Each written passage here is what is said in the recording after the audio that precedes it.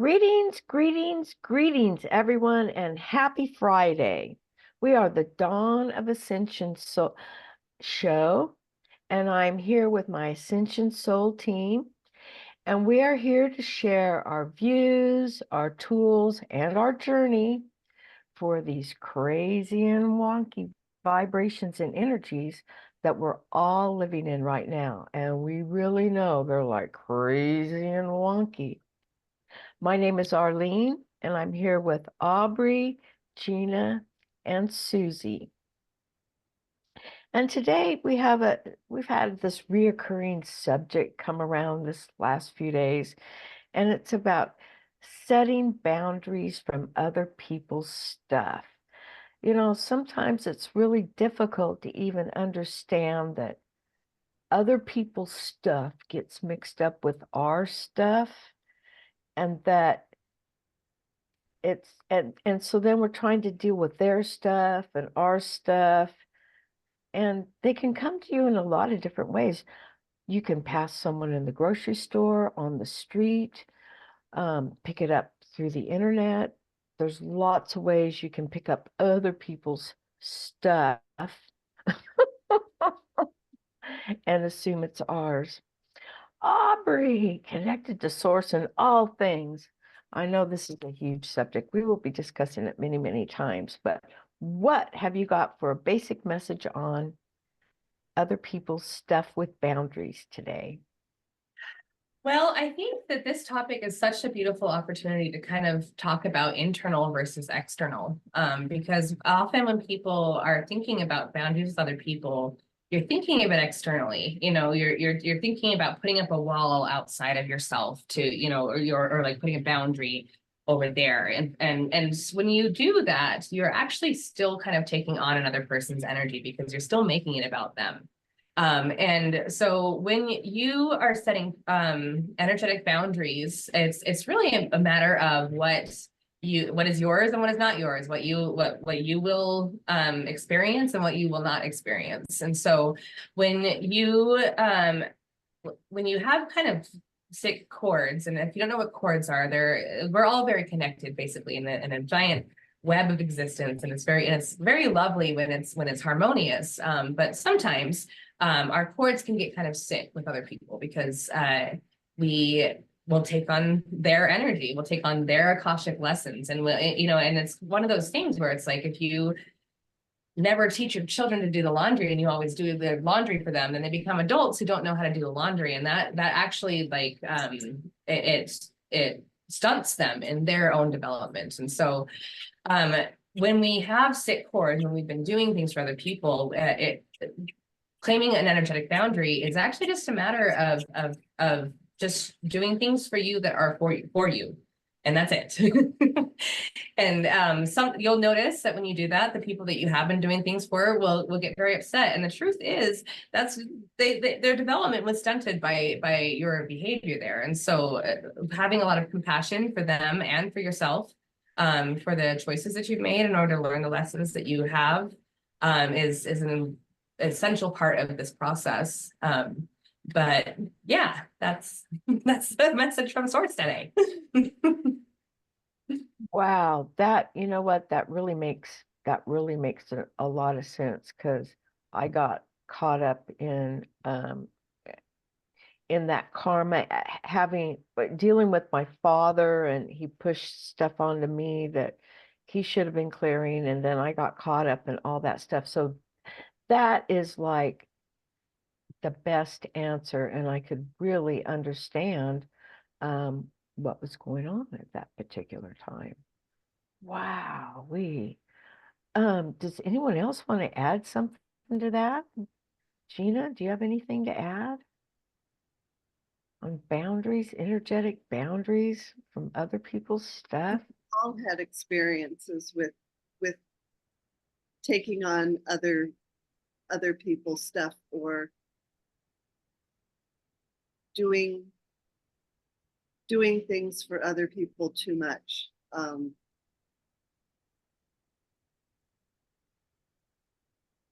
Now, of course, I think of 600 things and I have to pick one.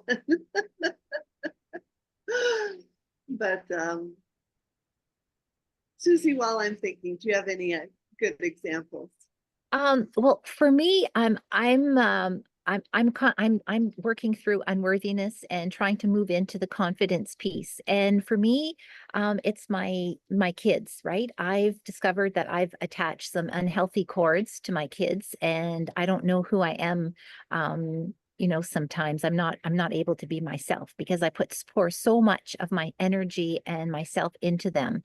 So just coming to that realization of those unhealthy bits and just cutting those cords and knowing that if they're always going to be there, that I'm not letting them go permanently. I'm just letting go the unhealthy bits so I can truly walk into who I am meant to be, my amazing self, and walking into that confidence piece. And that's where I'm moving toward. It's ongoing, but I'm really excited, and just understanding that is the first step to moving toward that new piece.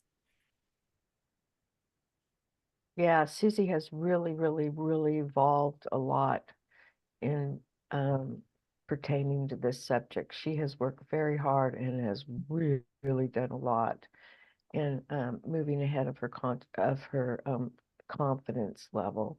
So, and I too have been working through that same thing. I bet everybody watching has also been working through this thing.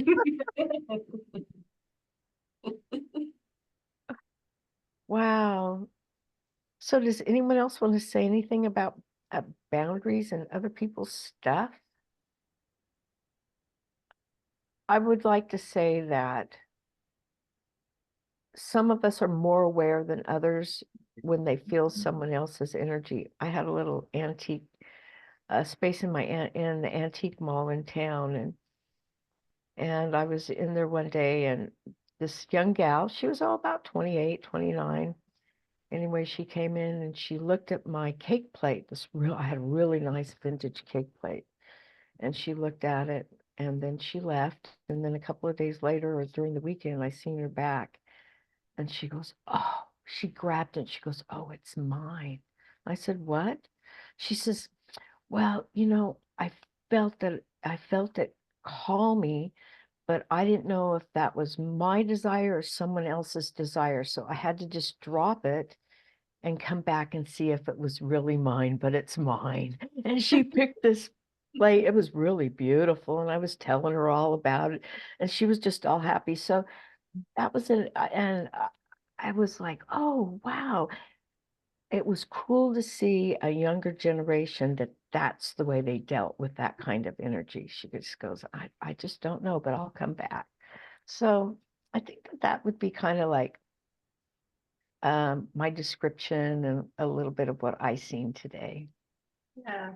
Well, I think that this idea of clear energetic boundaries also kind of comes back to our episode a few weeks ago about equal energy exchange, because if you're setting good boundaries with yourself about carrying others people's stuff, you need to also be clear about with yourself about expecting other people to carry your stuff, and there are times with equal energy exchange that you might be relying on a person for their energy without even realizing it. And so being really clear about agreements, and really following through with all of your agreements, and kind of keeping those lines clear, and make sure that you are self-contained, and that, like, when you are expecting another person's energy, that there is a clear energy exchange and a clear agreement, and you're not just expecting it.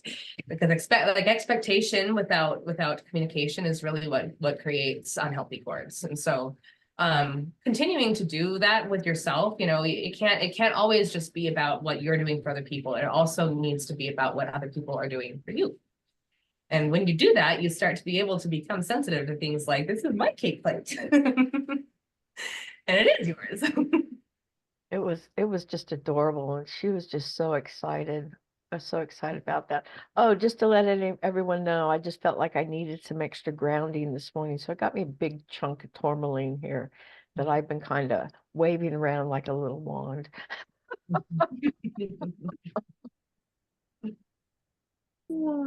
So Arlene has our crystal message for the day. Ground. Ground, that's it. Ground, everyone. Go to the trees, go to the roots, dig in the ground, grab some tourmaline. I know Susie has a fairy message.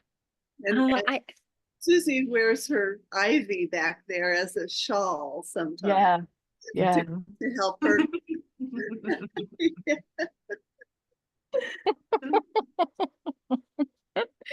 yes, it's great for grounding. And I actually have a lot of grounding tools and things to clear today because I have a new Oracle deck that I'm really excited to share with you today. It's called the Sacred Forest Oracle. And I just thought, but look at the tree. That's exactly where you just want to just go in and you just feels like home and just you're in the middle of nature and in the middle of wonder and outside and it just feels so inviting, doesn't it? does. Yeah. So here are my cards. And one of the, there's lots of very common ways to clear your deck. Everyone knows about, sunlight and moonlight and, knocking on your deck 3 times, and also about sage. So I actually thought I'd just light some up quickly for you. I'm using a blowtorch here. Hopefully I don't set my cards on fire. This is actually my son's blowtorch. There we go. There we go. That should help with a bit of grounding and a little bit of clearing. So, oh, there we go. We got some nice smoke going. So what you can do is you can move your deck around the smoke. You can blow some smoke with a feather, just clearing the deck a little bit. Wow, Actually that smells feather nice. really, the feather really adds a different element with the energy. It's quite different. Yeah, I actually You're good at found clearing. this. Sorry, what was that, Oh, Aubrey? you said bird wings are extremely good at clearing, so you're like doing double clearing there. Wow, that's great. I actually found this along the trail when I was walking. And I know Gina has some feathers as well that's in the mail coming my way, and I'm really excited to start working with that, Gina. Yeah, so there we go. Just moving some of that energy around, some of that smoke. What you can also do is use salt. You can lay your cards in salt. I have this Himalayan stone crystal that I can just sit on it and just yeah, and that should help clear. You can also use a little bit of a citrine crystal that does clearing as well. And I have this selenite plate that I usually leave my cards on, but just recently I found this really cute selenite mushroom. So I'm a fairy and I love mushrooms. So your selenite doesn't need to be in the shape of a mushroom, but it's fun. It's really, really fun. Only Another, you would find a selenite mushroom. I know, right? And it's got different colors of selenite too. I've got this deep orange and the white, which is really fun. Another really cool thing you could do is if you don't have any of those tools, that's fine. You can hold the cards, on your heart and just with intention, you do a clearing. That's really good as well. And of course I have Gina's spray. I've got the floral clearing spray. And oh, it smells so heavenly. This is my daughter's favorite, by the way. She goes around the whole house using this and she sprays all the rooms. I got to spray it again. It smells so good. Woo, that's a really good one. And there's also the pendulum, but I know we have the master pendulum, Gina, in the house. And I'm just wondering, Gina, can you just share how you would clear a deck with the pendulum?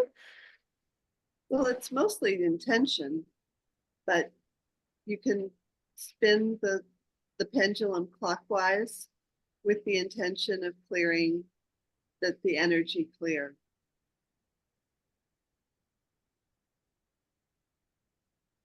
I tend to do mine quickly. I don't have the patience, never have, holding it up and saying, give me a yes. It doesn't work for me. So I usually start with my pendulum swinging and then it'll go yes or no as it wants. Of course, I can feel that I'm doing that from my solar plexus chakra right now, sending the yes and the no. But when I leave my chakras out of it and just let the pendulum swing, it's always fun to watch what answers, what yes and no answers I get while I'm talking about other things with people, or when people are talking to me.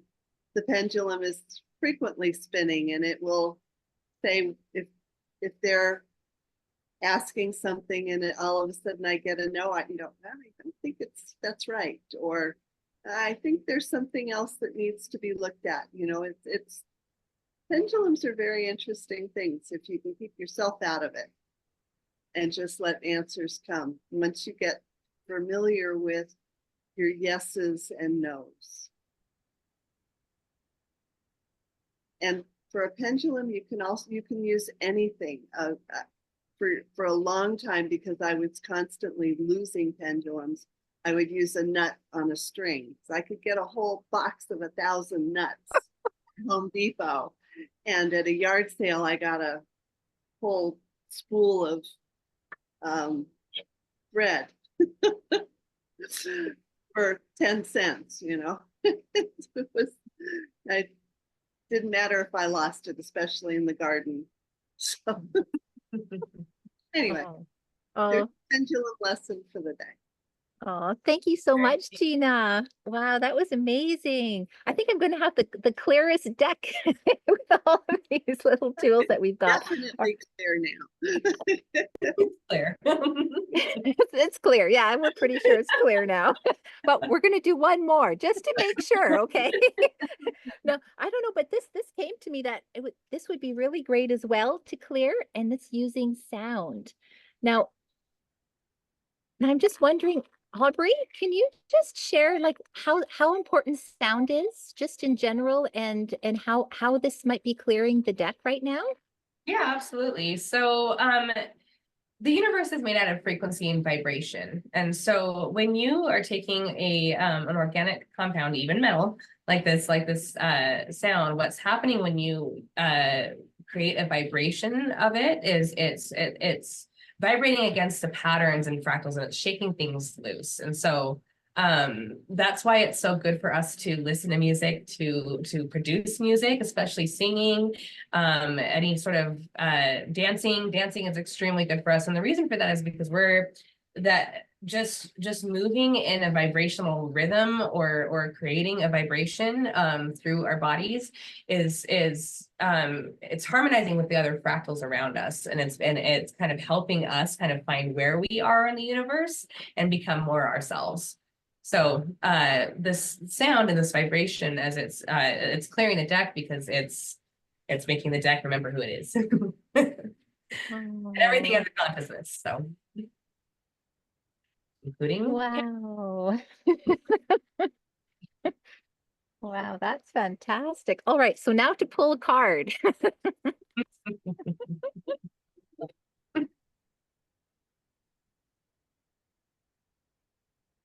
Oh, and we've got the Starry Night Acceptance card. Wow, look at how beautiful. Oh my goodness. Wow. All right, so what is this message trying to say to us? What are we accepting? Are we accepting change? Are we accepting needing to move on? Are we accepting needing to let go of those cords that are unhealthy for us? And I'm kind of feeling into like, I think we need to start accepting ourselves, including all of our flaws. But I'm, and to do that, I think we really need to accept your true you and, your authentic self. That's very important. And to do that, feel into the beautiful energy around you. Look at that beautiful, like just energy all around. Trust that it's got your back and accept and become who you are truly meant to be.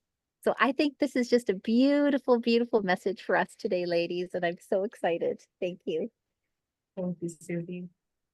Thank you, Susie. Wow, I learned a lot. I didn't realize there were so many ways to clear a deck of cards, or even see Gina with her pendulum. That was a really good information. So, do we have anything else? Something else coming in? Maybe beep, beep, beep, beep, beep, beep, Beep, beep, beep, beep, beep, beep, beep, beep, beep, beep, beep. beep, beep, beep. Hi, Marie. Our message today. Our message today is from the plants. They just want everybody to know that they are very, very conscious and they're very aware of what's going on. They can even see you. The way that their frequency moves, they can see. They know when you're there, they know what you're feeling, and they love you so much. They have so much love. So the plants just wanted to let you know that they're here to pay more attention to them because they are very interested in what's going on with you. Oh, that's a wonderful message. I love my plants. The house feels naked without any plants in it in my world. It's gotta have. Love you too. Yeah. I'm that you should tell the little story about when I told you about the tree in front of you. When you were in your walk. Oh. So the other day I was on my walk and Gina and I were texting and she says, "You need to hug a tree." And I'm like, "Okay, well, there's a tree right in front of me now. I'll go hug it." So I walked over 10 feet and gave this tree a hug, and I walked by it and it was like, "Oh, you hugged me? I knew you were here." I felt like I got picked out of the audience, and it was just so happy, and it was almost like it was just so happy, and I was like, "Oh my gosh, who knew that that would happen?" And then every time I seen trees, I'm like, because I go out to the Oak Preserve a lot, and you go around and you're like, how do you get around and hug them all? I just don't Just say know. hi. Maybe touch a leaf as you go by. Mhm. Just acknowledge it. Honestly, yeah, even just paying attention to them at all. They're very used to being ignored by humans at this point, and they really want to start interacting more. And it's as simple as just like noticing them. Just notice the plants. Oh, yeah. I noticed most all of them. I knew every big tree in the neighborhood. And I apologize to every weed that I have to kill and pull up. 'Cause goat heads and things that with stickers have to leave. Yeah, yeah. We get to have our boundaries on that too. They made the choice to grow there. That's okay. Yeah, yeah. Well, I would like to thank everyone and everything for coming and viewing our Dawn of Ascension show. And if you have any comments or if you have any subject titles that you would like to hear about, please put that in the comments below. We would really like to hear from each and every one of you that would like to share something. So until the next time, this is our Dawn of Ascension morning show. And thank you, everyone for coming. Bye. Bye.